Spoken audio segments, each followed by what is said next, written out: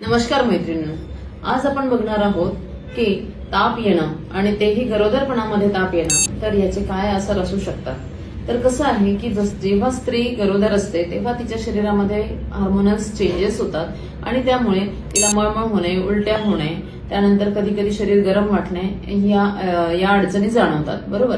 पण आता असं होतं बऱ्याचदा की शरीर गरम होत आहे, थोडंसं तापल्यासारखं वाटतंय, तर हे कॉमन आहे, हे गरोदरपणामध्ये कॉमन आहे असं तिला सांगण्यात येतं बऱ्याचदा आणि त्यामुळे थोडं का असे ना दुर्लक्ष होतं।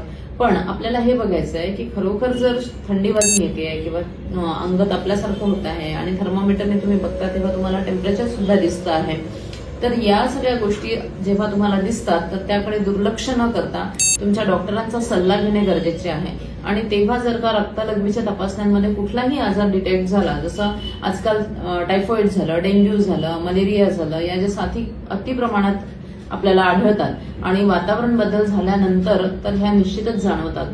तर हे जर का एकदा डिटेक्ट झालं आणि त्यावर लवकरात लवकर जर इलाज झाला तर निश्चितच आपण मोठ्या आजारापासून वाचू शकतो।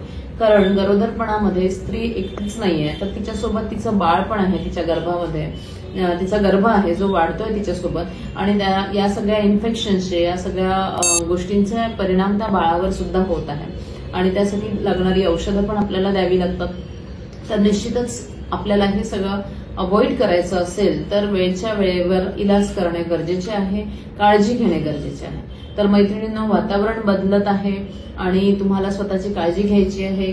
स्वतःची काळजी घ्या, आनंदी राहा, खुश राहा।